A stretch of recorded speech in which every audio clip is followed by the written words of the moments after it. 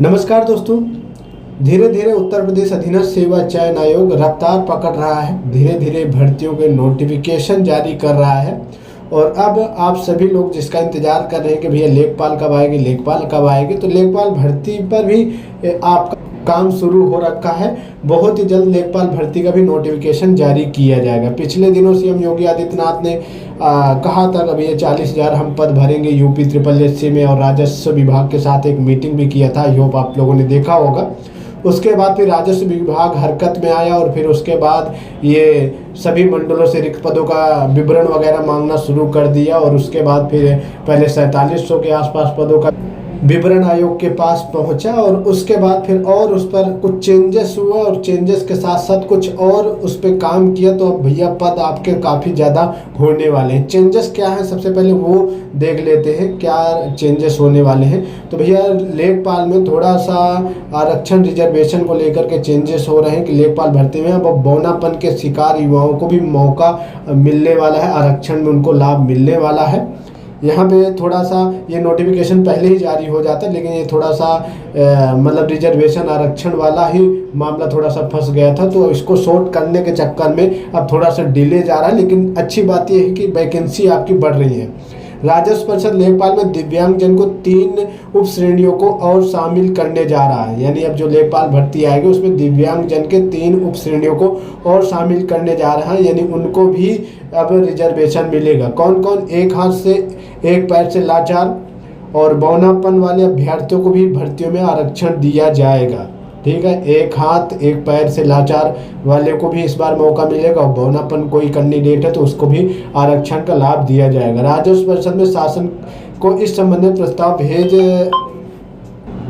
दिया है और इस पर काम भी शुरू हो गया है। तो थोड़ा सा आरक्षण रिजर्वेशन में चेंजेस हो रहा है, और अब ये सारी चीज़ें लगभग हो रही हैं दिव्यांगजनों। यहाँ पे बताया गया अधीनस्थ सेवा चयन आयोग ने भर्ती प्रस्तावों में मिली खामियों को चिन्हित करते हुए राजस्व परिषद को इन्हें वापस करते हुए दिव्यांगजन के लिए तय श्रेणियों के बारे में स्थिति स्पष्ट करने को कहा है। राजस्व परिषद ने अधीनस्थ सेवा चयन आयोग द्वारा वापस भेजे गए प्रस्ताव के आधार पर दिव्यांगजन सशक्तिकरण विभाग से इस पर राय मांगी थी। इसमें आरक्षण की स्थिति स्पष्ट करते हुए कहा गया कि भर्तियों में इनमें लिए 4% आरक्षण की व्यवस्था है। यानी जो आपकी आने वाले टाइम पे भर्ती है उसमें जो दिव्यांगजन है 4% आरक्षण मिलने वाला है। कुछ और को शामिल किया, जैसे बौनापन है और एक हाथ एक पैर से लाचार है, उनको रिजर्वेशन में आरक्षण में लाभ मिलेगा। ठीक है, तो ये तो रही आपका आरक्षण का।